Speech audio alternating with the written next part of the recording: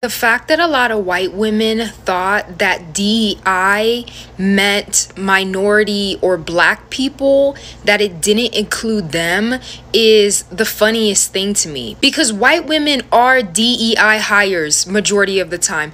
They benefit from DEI initiatives. So the fact that you would vote against your own interests and then get upset that this is happening to you is just like hilarious to me. What do you mean you didn't realize that you were the diversity hire?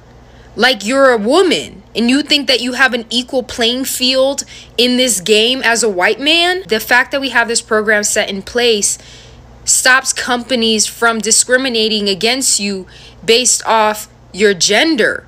So I just don't understand why you would think that, oh my God, I'm in the same playing field as a white man, because you never will be. You actively voted against your rights to appease white men, and you're going to pay the consequences for that. DEI does not just mean black people.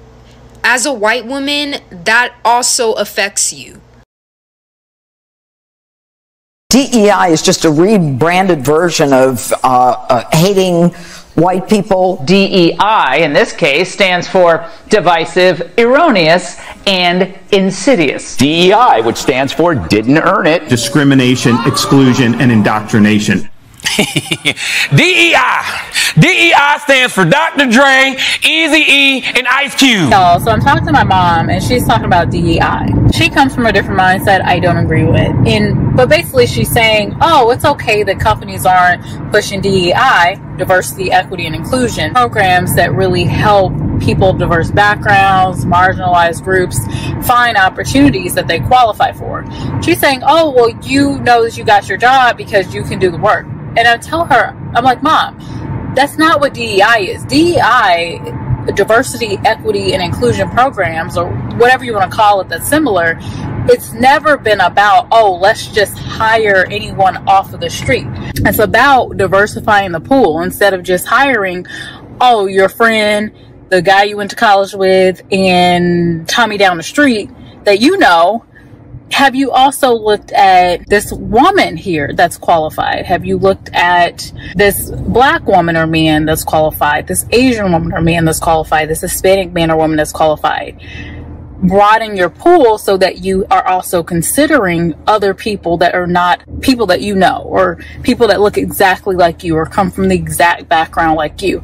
It's not about, oh, let's just hire these black people off the street that are not qualified. And none of them are saying, let's just hire these black people that are unqualified. No, we're broadening the pool of candidates that we're looking at and saying, hey, hiring manager, you're hiring for this position. You can't just hire your cousin. You can't just hire your friend that you went to college with. Are they even qualified? A lot of times it's the people that are close with the hiring teams that they know that they will push the qualifications for. Oh, maybe we don't need a degree. Maybe we just need 4 years of experience instead of 7 because this is my friend or this is someone I know. They're not doing that for diverse candidates. And oftentimes when you're broadening that pool of candidates, it's showing, oh, actually, we had not considered this group of people, and they're actually better. They're more qualified. They meet every qualification and our preferred skills that we were looking for. Let's actually hire them. And then they're hired. Maybe they perform great. Maybe they don't perform great. Oftentimes, based on my experience, they often are high performers. I am hating seeing these messages, including black people, where they're saying, oh, they're just putting people to school that are unqualified. They're just hiring people that are unqualified. No, that's not what's happening. Based on my experience. Now, if you worked at a company and that's what they did, they pulled old girl off the street and said, hey, you're black. Let's just hire you. Or, hey, you're a woman. We're just going to hire you. What's a DEI job? They think the DEI means black. Like, they have put in their minds that it means that there's two people who are applying for a job. This person's going to get it because they're black. When in actuality, DEI is inclusive of everyone. I worked for one of the highest profiting companies in the world, and their DEI initiatives made it so that veterans had support groups. They made it so that new mothers were able to breastfeed in mothering rooms throughout the day, or people who, of different religions were able to have meditation rooms where they could have prayer. So it's like making an inclusive workplace for everyone, prioritizing the fact that not everybody's the same. And they think that it means black. And it's like a moving of the goalpost. For in their mind, there is no world where a black person would be more qualified, that there's always going to be an infinitely more qualified white person. Doesn't matter if the black person went to school for years. They got it because they're black and not because they worked for it, which is wild. Which is wild when you think about it. Like, you're essentially saying there's no way that I'm not the best. Even if I didn't work for it or I didn't go to school, there's no way that I'm not the best. So DEI doesn't stand for black? It doesn't, but they think that's not what the acronym is. They think that that's actually what it means. Like, if you asked someone... Okay, so I thought the woman in the background made an excellent point, because I have worked in recruiting, HR, and in particular learning and development, as well as DEI. Again, diversity, equity, and inclusion. Most of the money that went towards programs that were focused on finding talent that was just not getting hired in some form or fashion within the company. You were finding gaps within our affirmative action plans were women, especially women at the leadership levels. Because whenever hires were made, they were typically white women getting hired into those roles whenever it did happen for us to get a quote-unquote DEI hire. They did include white women. And a lot of efforts went towards that. A lot of money went into identifying white women talent at the end of the day. It wasn't targeted towards white women. There was never anything in writing saying, hey, we're looking for white women to fill these roles. But whenever there was anything geared towards women hiring, especially in high-paying leadership roles, to basically get a seat at the table. What's the seat at the table? It was occupied by white men. These were white women in most roles. Not every role, but from my experience, most of them. The other areas were people with disabilities, which I think is overlooked a lot of the times, because disabilities can affect any person. It doesn't matter what your nationality is, your race, your gender, your ethnicity. It can impact you. There's nothing you can do about something happening in your future that causes you to have some type of disability, whether it's seen or unseen, but it can impact you and how you work and your ability to get hired. So DEI programs, a part of that, and some of the work that I've done in the past, work to make the workplace more inclusive. If you were someone with a disability, worked with different groups to actually get talent in the door and actually make hires for people that were in these specific disability programs or groups, and organizations would work to help people with disabilities find jobs and partner with corporations. Another group that people don't really think about when it comes to DEI is actually veteran hires. And yes, that is also included in when you think about affirmative action plans. Really anything when you go to submit a job application and they're asking about your race, your ethnicity, your gender, your status when it comes to if you need or if you have disability or if you are a veteran. These are all protected classes. So I love that this woman, even though she was in the background, was breaking this down, because yes, it's very true that I do believe that a lot of times people think of DEI hires as Black women a lot of the time. And really, when it comes to DEI practices where Black women are getting hired, it's not typically in those crucial roles where it's high-paying leadership positions necessarily. A lot of the times, the roles that are occupied are administrative, right? I'm just going to be clear there. And then also other groups that aren't identified outside of Black women. Black men oftentimes are overlooked. you know, Hispanic, Asian men in certain fields. So it really has to be broken down. It's not just this one size fit all.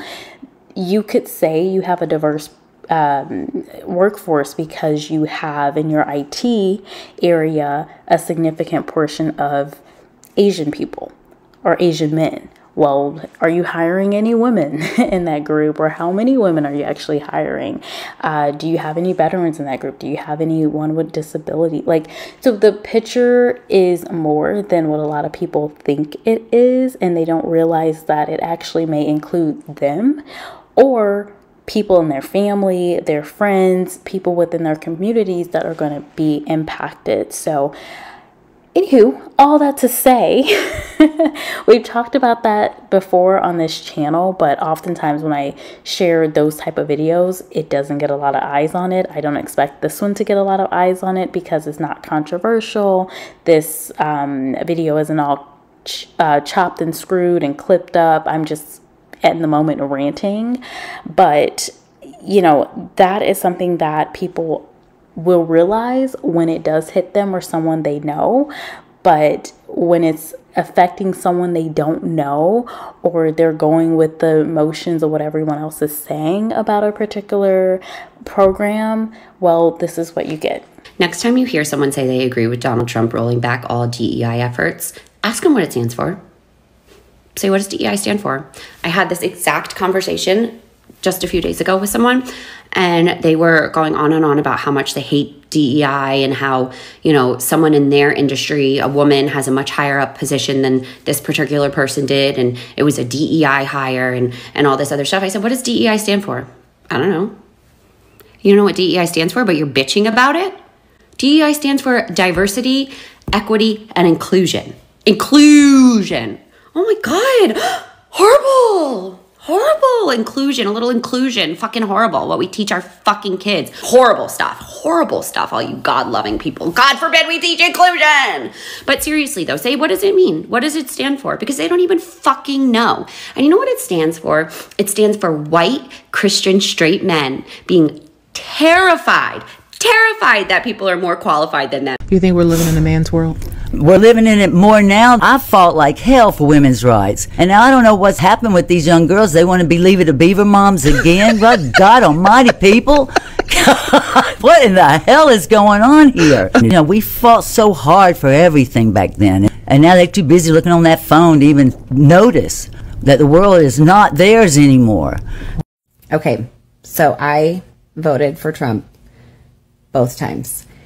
And I've seen all these posts going around like, did anybody voted for Trump? Do they regret the choice? And I don't regret voting for Trump-ish. Let me explain. Because having Elon, whatever he's doing in the office or having any sort of business in the government scares me. Like, really, really scares me.